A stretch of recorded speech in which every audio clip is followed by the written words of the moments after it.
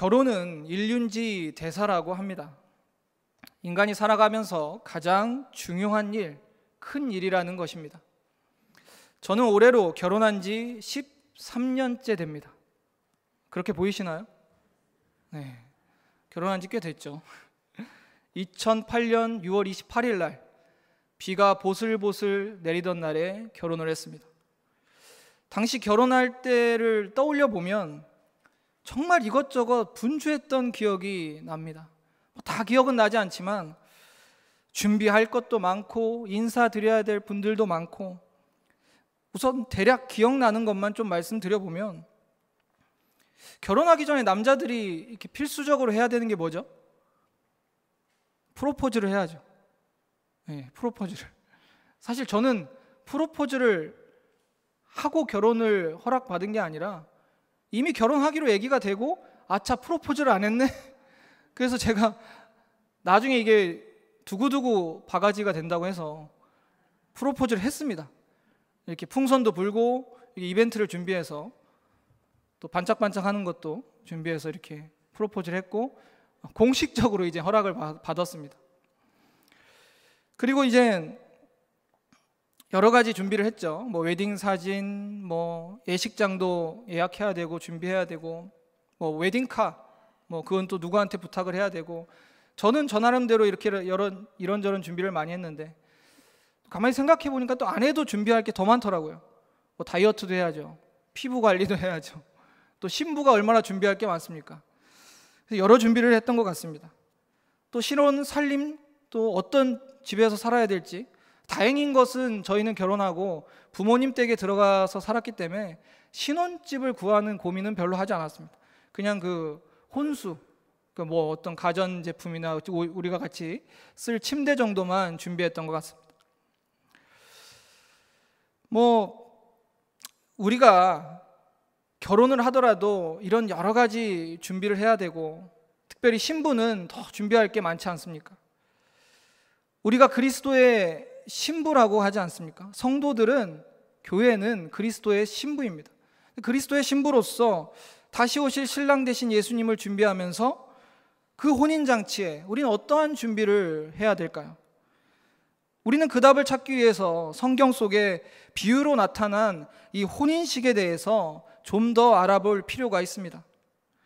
오늘 본문은 어린 양의 혼인잔치에 대한 말씀입니다. 악한 사탄의 세력이 심판을 받고 예수께서 재림하신 후에 그리스도와 그리스도의 신부가 혼인잔치를 하는 것, 그 말씀입니다. 성경을 보면 예수님은 당신의 재림을 말씀하실 때 혼인으로 비유하셨습니다. 그런데 우리가 먼저 알아야 될 중요한 사실이 있습니다. 도대체 주님이 말씀하신 이 혼인식이 어느 지역, 어느 문화, 어느 나라의 혼인식이냐, 이런 거. 한국의 혼인식은 아니었을 거 아닙니까? 또 미국식 결혼은 아니었지 않겠습니까? 예수께서 하신 이 혼인의 비유는 예수님이 어느 지역에서 태어나시고 자라셨느냐부터 시작됩니다. 예수님께서 어느 지역에서 태어나시고 자라셨죠?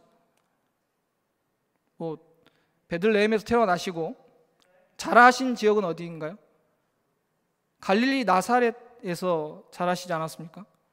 그러니까 이 갈릴리 지역 나사렛에서 예수님께서 자라나셨고, 또 예수님의 제자들의 고향도 갈릴리였습니다. 자연스럽게 예수님이 비유하신 혼인식은 이 갈릴리인들, 이 갈릴리 지역의 혼인식이었어요.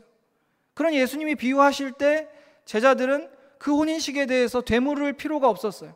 왜냐하면 자기 지역의 혼인식이었으니까 다 이해하고 있는 내용이었던 거예요. 그러나 현재 대한민국에 살고 있는 우리들은 이 갈릴리의 혼인식에 대해서 얼마나 잘 알고 계십니까? 우리가 잘 모르는 부분도 많이 있다는 거예요. 그래서 갈릴리의 혼인이 어떻게 시작되고 어떻게 진행되는지 우리는 알아야 됩니다.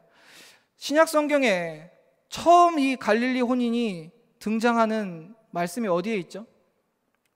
요한복음 2장 1절에 가나의 혼인잔치, 이 갈릴리 가나의 혼인잔치가 나옵니다. 2장 1절 2절을 보시면 사흘째 되던 날 갈릴리 가나에 혼례가 있어 예수의 어머니도 거기 계시고 예수와 그 제자들도 혼례의 청함을 받았더니. 여러분 잘 알다시피 예수께서 공생의 사역을 시작하시면서 예수님의 어머니 마리아와 가나의 혼인잔치에 가십니다. 그곳에서 포도주가 떨어지자 어머니의 요청으로 예수께서 이적을 행하십니다. 그런데 왜 예수께서 처음 이적을 왜 가나의 이 혼인식에서 하셨는가? 중요한 의미가 담겨 있습니다. 왜냐하면 예수께서 이미 첫 이적을 보이시면서 반드시 다시 오실 것임을 신부된 교회와 신랑 되신 예수께서 혼인잔치하는 날을 예표하면서 이 이적을 행하신 것입니다. 이후에도 예수께서는 제자들과 혼인의 비유를 말씀하실 때 갈릴리 혼인에 대해서 계속 말씀하시는 것입니다. 여러분 작년 11월에 개봉한 가나의 혼인잔치 언약이라는 영화를 기억하십니까? 이 영화에 예수께서 하신 그 혼인의 비유에 대해서 다큐멘터리 형식으로 그려낸 영화입니다. 역사적 고증과 성경의 말씀을 근거로 잘 만들어진 영화예요. 영화에서는 먼저 한 갈릴리 혼인식이 시작이 됩니다. 신랑이 신부에게 청혼을 하고 혼인 언약을 맺습니다. 여기서 우리는 갈릴리 혼인 문화를 하나씩 이해를 해봐야 됩니다. 신랑이 혼인을 제의했을 때 신부는 그거를 받아들여도 되고 거절해도 됩니다. 신부가 받아들이면 약혼이 성립됩니다.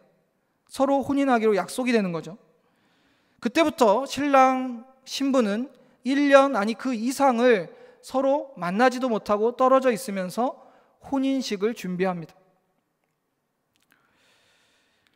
영화에서도 신랑이 신부와 언약을 맺고 신랑 따로 신부 따로 혼인식을 준비하기 시작을 합니다. 그리고 여러분 갈릴리 혼인에서는 중요한 것이 전제돼야 신부에게 청혼을 할 수 있어요. 그게 무엇일까요? 신부 아버지에게 지참금을 줘야 돼요. 지참금을 줘야 신부를 얻을 수가 있어요. 신랑이 신부를 얻기 위한 대가를 지불하는 것. 그럼 우리의 신랑 되신 예수께서는 우리를 얻기 위해 어떠한 대가를 지불하셨을까요? 예수께서는 저와 여러분을 신부로 얻기 위해 십자가에서 핏값을 지불하셨습니다. 핏값을 지불하고 우리를 신부로 맞이하신 거예요. 고린도전서 6장 20절 좀 띄워주시겠습니까? 값으로 산 것이 되었으니 그런즉 너희 몸으로 하나님께 영광을 돌리라. 예수께서 핏값을 치르시고 우리를 신부로 삼으신 것입니다. 신랑이 신부의 아버지에게 값을 치르면 그 누구도 신부에 대한 소유권을 주장할 수가 없어요. 이제 신랑은 값을 지불했으므로 온전히 신부는 신랑의 것입니다. 저와 여러분은 누구의 것입니까? 예수님의 것이에요. 신랑 대신 예수님의 완전한 소유가 된 것입니다. 이제 약혼을 한 신랑이 갈릴리 혼인식입니다. 계속 기억하십시오. 약혼을 한 신랑이 떠나가기 전에 신부에게 반드시 선물을 줍니다. 선물을 줘요. 이 선물은 청혼을 받아준 거에 대한 감사의 표시이면서 동시에 혼인식을 준비하면서 오랜 기간 떨어져 있어야 되는데 이 선물을 보면서 나를 기억해주고 나의 약속이 변치 않음을 믿어달라는 겁니다. 그러면 다시 우리 예수님은 우리에게 어떠한 선물을 주고 떠나셨나요? 선물을 주셨습니다. 갈릴리 혼인식과 똑같습니다. 다른 게 없어요. 말씀 띄워주시겠습니까? 요한복음 14장 26절 보혜사 곧 아버지께서 내 이름으로 보내실 성령 그가 너희에게 모든 것을 가르치고 내가 너희에게 말한 모든 것이 생각나게 하리라. 예수께서는 선물로 성령을 주셨습니다. 우리에게. 놀랍지 않습니까? 그 성령을 통해서 우리는 예수님의 사랑과 예수님에 대한 믿음의 확신을 가질 수 있고, 그 성령을 통해서 우리는 예수님을 기억하고 우리가 주 안에 거하고 주님이 우리 안에 거하시게 되는 거예요. 약혼식을 하고 선물을 준 다음에 신랑은 떠나갑니다. 그리고 신랑 신부는 각각 결혼식을 준비하기 시작합니다. 그리고 결혼식 준비가 끝나면 신랑이 신부를 데리러 옵니다. 준비가 끝나면 신랑이 신부를 데리러 옵니다. 그리고 혼인잔치에 하객들이 초청됩니다. 그리고 혼인잔치 문이 닫히고 혼인잔치가 시작되는 거예요. 이게 가나의 혼인식의 절차입니다. 오늘 본문에 어린 양의 혼인잔치가 기록되어 있습니다. 예수께서는 당신의 신부된 성도들을 반드시 다시 데리러 오신다는 것입니다. 그럼 어린 양의 혼인잔치를 위해서 우리가 말씀을 통해서 우리가 준비해야 될 것을 구체적으로 살펴보겠습니다. 이것은 신부 측에서 준비해야 됩니다. 첫 번째, 세마포를 준비해야 됩니다. 신부는 결혼식 예복으로 세마포를 입습니다. 세마포를 입지 않고 결혼식을 할 수가 없어요. 우리나라도 결혼식 할 때 웨딩드레스 입지 않고 할 수 없잖아요. 물론 하기도 하지만 이 갈릴리 혼인식에서는 반드시 세마포를 입고 결혼을 해야 됩니다. 그러니 세마포는 신부가 준비해야 될 굉장히 중요한 것 중에 하나예요. 8절을 보시면 본문에 그에게 빛나고 깨끗한 세마포 옷을 입도록 허락하셨으니 이 세마포 옷은 성도들의 옳은 행실이로다 하더라. 본문에서 세마포를 성도들의 옳은 행실이라고 말씀합니다. 이는 그리스도의 신부된 성도들의 영적 순결함, 그 순결함을 지키기 위해 진리를 따라 행한 옳은 행실을 말하는 거예요. 만약 영적 순결을 지키지 못하고 하나님의 진리의 말씀을 따르지 않으면 희고 빛나는 이 세마포를 우리가 준비하기 어려울 것입니다. 즉 하나님의 말씀에 순종하고 그 말씀을 지키며 사는 성도들이 어린 양의 신부된 교회로 빛나고 깨끗한 세마포를 입게 된다는 거예요. 한마디로 이 세마포는 성도들의 순결한 신앙을 상징합니다. 여러분, 세상에 수많은 유혹들이 있죠. 얼마나 유혹들이 많습니까? 죄악들도 얼마나 많습니까? 그런데 여러분, 우리 자신을 그 세상의 유혹과 죄악들에 더럽히지 않고 순결함을 지키며 신랑을 기다린 성도들만이 어린 양의 혼인잔치에서 희고 빛나는 세마포를 입고 혼인잔치에 함께하게 된다는 거예요. 앞서 말씀드렸던 갈릴리 혼인식은 신랑과 신부의 언약이 있고 언제가 될지 모르는 신랑이 신부를 데리러 오는 그날까지 신부는 혼인을 준비하며 기다립니다. 그 과정에 세마포는 반드시 준비되어야겠죠. 그 기약 없는 시간 속에 신부는 신랑의 약속만을 믿고 기다립니다. 여러분, 한번 상상을 해보십시오. 결혼하자고 약속은 했는데 도대체 몇 월 며칠 날 결혼한다는 건지, 언제 나를 데리러 온다는 거지 알 수도 없어요. 신랑이 나를 데리러 올 때까지 얼굴 한 번 못 봅니다. 편지할 수도 없어요. 카톡 할 수도 없습니다. 어떻게 신랑을 계속 기다리는 일이 쉬운 일일까요? 그러나 이것이 갈릴리 혼인이었습니다. 신부는 어떤 혼인 날짜도 받지 못했지만 신랑을 믿고 기다리며 그 순결함을 지켜야 했습니다. 전에 TV에서 한 이산 가족의 이야기를 본 적이 있어요. 한국 전쟁 때 막 결혼식을 한 부부가 있었는데 남편이 다시 돌아오겠다 하고 집을 떠났는데 전쟁통에 다시 돌아오지 못했습니다. 그리고 남북한이 38선이 그어지면서 수십 년의 세월 동안에 다시 만날 수 없게 되었습니다. 남편은 그 50여 년의 세월 동안에 남한에서 새로운 아내를 만나고 자녀도 낳고 가정을 꾸렸지만 북에 있던 아내는 다시 돌아오겠다는 남편의 말만 믿고 그 50여 년이 넘는 생활 홀로 남편을 기다리며 살았다는 그 이야기를 본 적이 있습니다. 이 할머니의 고백에 저는 깜짝 놀랐어요. 어떻게 저게 가능할까? 기약 없는 기다림을 어떻게 기다릴 수가 있을까? 쉬운 일이 아니었을 것입니다. 갈릴리 혼인식에서도 그랬을 것입니다. 언제 올지 모르는 신랑을 기다리며 다른 총각들의 유혹이 있을 수도 있고 기다리다 지친 신부의 마음이 변심할 수도 있습니다. 근데 여러분, 만약 신부가 변심한다면 그 혼인의 언약은 그날로 깨어지는 거예요. 여러분, 우리가 예수님을 믿는 순간 예수님과 혼인 언약을 하게 됩니다. 예수께서는 우리에게 내가 반드시 다시 데리러 오신다 약속하십니다. 그런데 만약 우리의 마음이 변심해서 예수님을 우리 마음에서 지워버린다면, 믿음을 저버린다면 어떻게 될까요? 그 혼인 언약은 유효할 수가 없게 됩니다. 세마포를 준비하는 것은 그렇게 쉬운 일이 아닙니다. 우리는 신랑 대신 예수님을 기다리며 세상의 수많은 유혹과 악한 사탄의 시험을 이겨야 됩니다. 하나님의 말씀을 지키며 사는 것보다 세상의 소리를 따라 사는 것이 훨씬 더 편하고 쉬울지 모르겠습니다. 그러나 우리는 주님의 신부로서 우리의 영적 순결함을 지켜야 됩니다.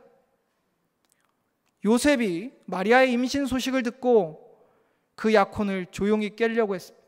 그 혼인을 조용히 깨려고 했어요. 신부의 순결함이 깨어지면 그 결혼은 성립될 수가 없는 거예요. 만약 신부된 우리가 예수님이 아닌 다른 우상과 간음하고 주님을 버린다면 어떻게 되겠습니까? 사랑하는 성도님들, 말씀을 지키며 세마포를 준비하시길 바랍니다. 세마포는 우리의 영적 순결함이요 옳은 행실입니다.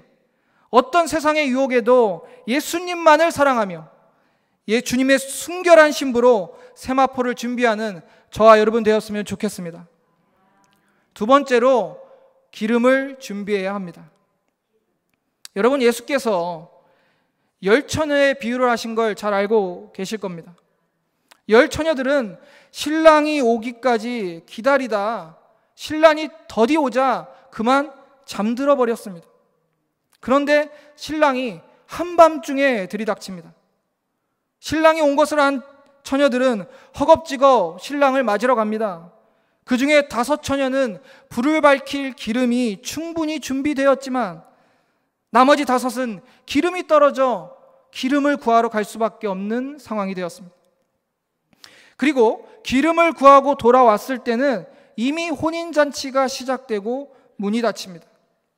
가나의 혼인잔치도 똑같아요.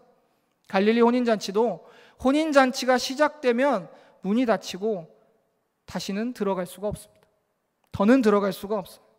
아무리 뒤늦게 와서 문을 열어달라고 애원하지만 소용이 없었습니다. 여러분, 이 슬기로운 5 처녀와 미련한 5 처녀의 차이점은 무엇일까요?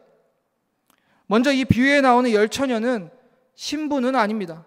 신부는 아니고 신부의 들러리입니다. 신부의 자매들이나 친구들입니다.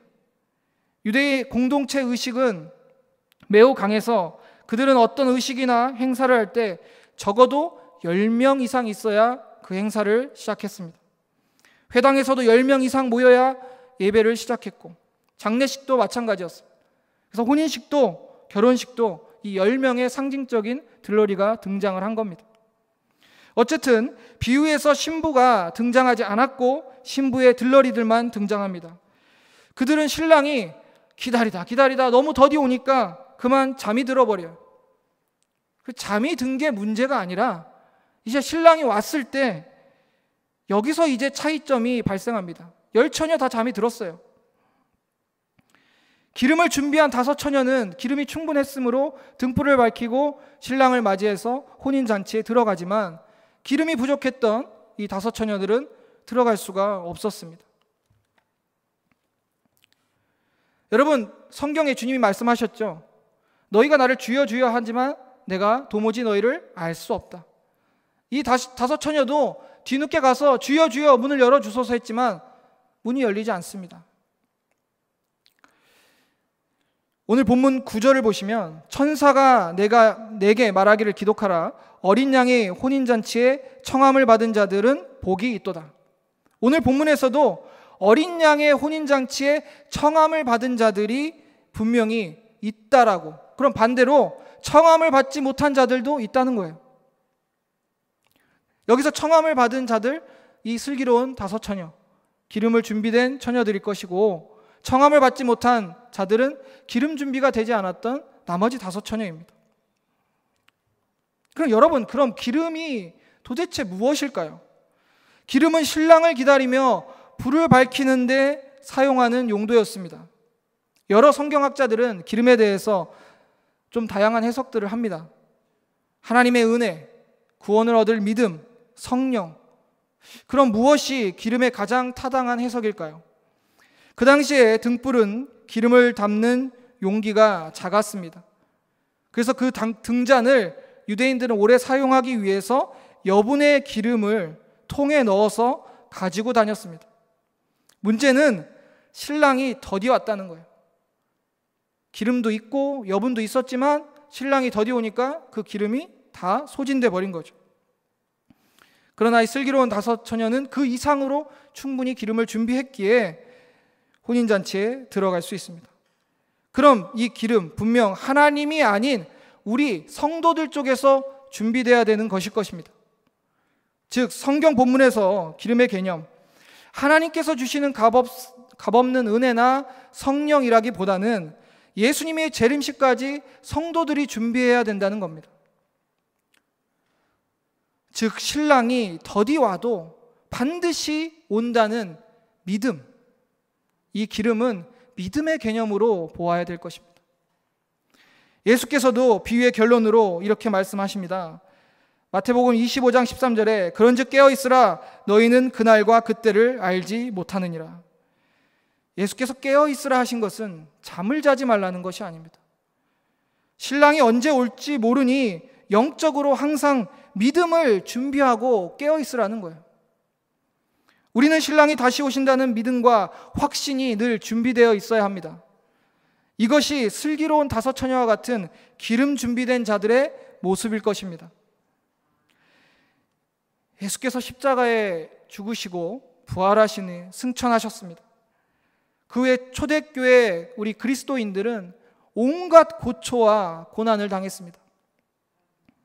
성도들은 원형 경기장에 굶주린 야수들의 먹이가 되었고 번화가에서 사람들에게 돌에 맞아 죽었습니다. 사지가 찢겨 죽는 처참함을 견뎠으며 십자가에 거꾸로 매달려 순교했습니다. 또 참수를 당하고 끓는 기름에 들어가고 얼음에 갇혀서 얼어 죽는 처형도 당했습니다. 그래도 성도들은 신앙을 포기하지 않았습니다. 그래서 그들은 비밀 표식을 만들고 서로 소통하고 그래도 안 되자 땅굴로 들어가서 예배드리고 모임을 가졌습니다. 이러한 박해를 견딜 수 있는 그 동력이 무엇일까요? 다시 예수님 오신다는 그 재림에 대한 믿음이 있었기 때문입니다. 믿음의 기름이 준비되어 있었기 때문입니다. 그래서 이러한 박해에서도 서로 웃으며 아까 우리가 처음에 인사했죠. 마라나타, 주님 다시 오십니다. 이렇게 인사할 수 있었던 것입니다. 예수님의 재림을 믿음으로 기독교는 세상의 박해를 이겨내고 전 세계의 복음을 전파할 수 있었습니다. 예수님이 다시 오신다고 하신 그 주님의 약속, 다시 오신다는 약속, 우리 예수님, 우리의 신랑 되신 예수님을 신뢰하고 믿어야 합니다. 우리는 슬기로운 다섯 처녀와 같이 기름 준비가 되어야 합니다. 어떠한 박해와 고난이 올지라도 예수 그리스도에 대한 믿음이 준비되어야 합니다. 예수 그리스도께서 신부된 우리를 맞으러 반드시 오신다는 믿음 준비하는 저와 여러분 되었으면 좋겠습니다. 세 번째, 재림을 준비해야 합니다. 기독교 역사를 보면 잘못된 종말론이 언제나 있어 왔습니다. 대표적인 예로 미국 교회를 어지럽게 했었던 윌리엄 밀러라는 사람이 있었습니다. 그는 1843년 3월 21일에서 1844년 3월 20일 사이에 재림이 있을 거다, 이렇게 이야기했고, 재림이 일어나지 않자 다시 10월 20일까지 연장했지만 그것도 맞지 않았습니다. 우리나라에는 대표적으로 누가 있죠? 그 이장님, 다미선교회 기억하십니까? 1992년 10월 28일 날 예수님의 공중 재림의 날로 정하고 그날의 휴거가 대대적으로 일어날 거라고 말했습니다. 그러나 역시 이루어지지 않았습니다. 예수님의 재림을 특정 날짜로 예고하는 자들의 공통점은 세상의 삶을 다 버리고 이제 언제 몇 월 며칠에 예수님 오시니까 세상의 삶 다 버리고 세상 등지고 그냥 예배하고 기도하고 찬양하고 그러고 예수님 기다리면 돼, 이렇게 얘기했다는 거예요. 그럼 그들이 말하는 거에 가장 큰 오류는 무엇인가요? 재림의 날짜를 그들이 정한 거예요. 분명히 재림의 날짜는 하나님 아버지만 아신다고 했는데 어떻게 자신들이 정할 수 있겠습니까? 재림은 반드시 있습니다. 그러나 그때와 그 시기는 하나님 아버지가 정하시는 것입니다. 마태복음 24장 36절에 그러나 그날과 그때는 아무도 모르나니 하늘의 천사들도 아들도 모르고 오직 아버지만 아시느니라. 그런데 그날과 그때를 사람이 정하고 말한다는 게 얼마나 허무맹랑한 일입니까? 또한 우리 주님께서는 우리를 세상의 소금이고 빛이라 하셨습니다. 우리를 세상 다 등지고 세상 거부하고 살라고 하시지 않았습니다. 세상 속에서 소금과 빛으로 살면서 예수 그리스도를 증거하며 이 증거 속에 다시 오실 예수님도 증거해야겠죠. 그리고 하나님의 사랑을 드러내라 하셨습니다. 썩어가는 세상을 하나님의 말씀으로, 복음으로 살려내라고 하신 겁니다. 잘못된 종말론에 심취한 사람들은 직업도 사업도 그만두고 그저 그날만을 기다리며 삽니다. 여러분, 이는 주님이 원하시는 일이 아닙니다. 우리 주님이 다시 오실 날까지 성도들은 믿음 지키며 우리에게 주신 사명을 끝까지 감당하며 살아야 될 것입니다. 잘못된 종말론이 아닌 성경적인 그리스도 재림 신앙이 우리에게 필요합니다. 잘못된 시한문 종말론의 폐해로 현대 교회 안에서도 재림에 대한 이야기는 왠지 조심스러워지고 잘 말하지 않는 경향도 있습니다. 그러나 성경은 분명히 그리스도의 재림을 준비하라라고 말씀합니다. 오늘 본문 19장 10절에 예수의 증언은 예언의 영이라 하더라라고 말씀합니다.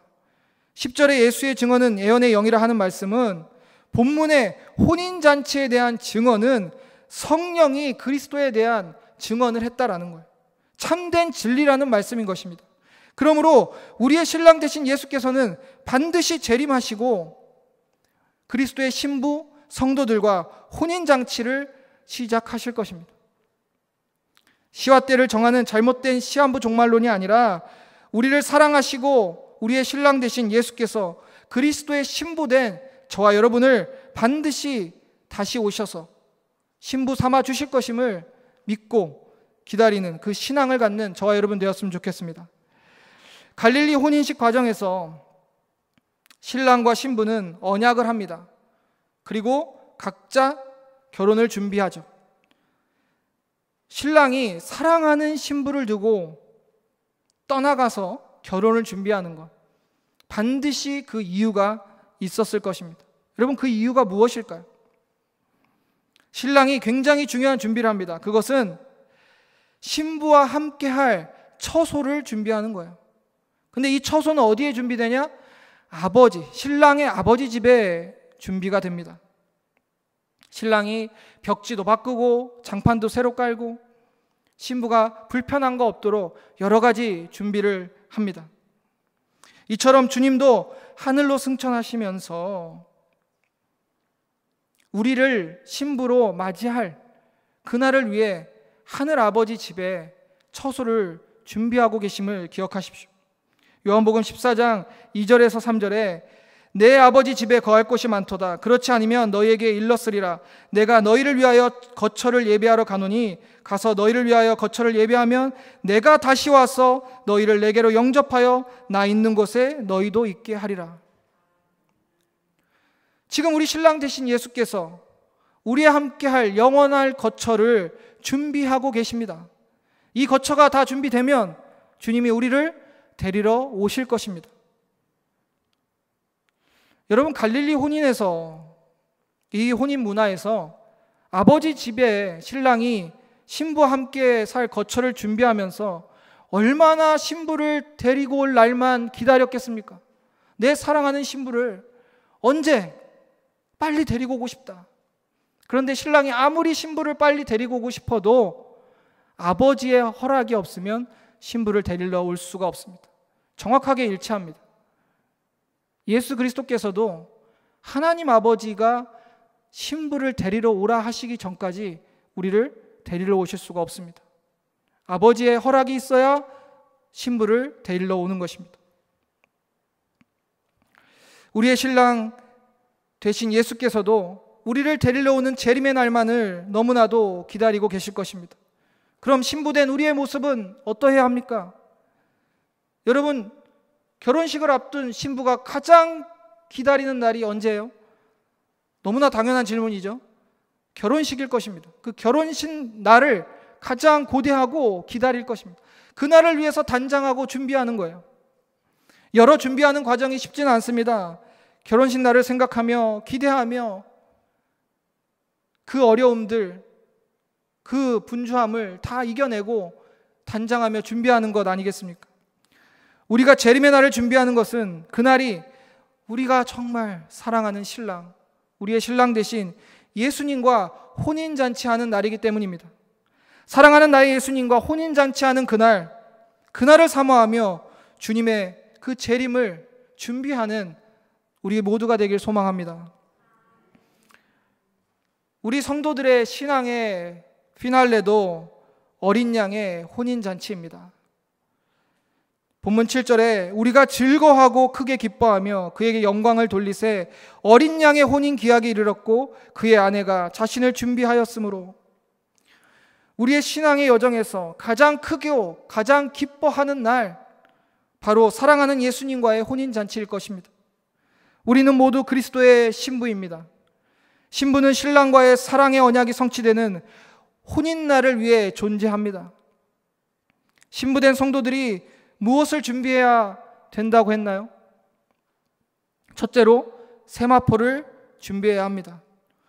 그리스도의 순결한 신부로서 어떤 유혹과 환난이 와도 진리 안에서 옳은 행실을 지켜 준비해야 될 것입니다. 둘째로 기름 준비해야 됩니다. 신랑이 더디 온다고 그리스도에 대한 사랑이 변하거나 믿음을 저버려서는 안 됩니다. 오직 주님의 약속을 믿고 그 믿음이 변치 말아야 합니다. 셋째로 재림을 준비해야 됩니다. 예수께서는 지금도 신부된 우리의 거처를 준비하시면서 속히 신부를 데리러 오는 날만을 손꼽아 기다리고 계십니다. 신부된 우리도 주님이 다시 오실 그 재림의 날을 기대하며 가장 큰 기쁨이 있는 그날을 사모해야 될 것입니다. 여러분, 혼인잔치 잘 준비하고 계십니까? 잘 준비하셔야겠죠?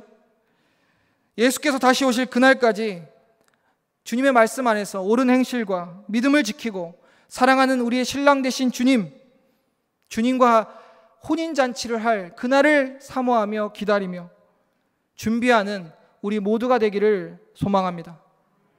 기도하시겠습니다.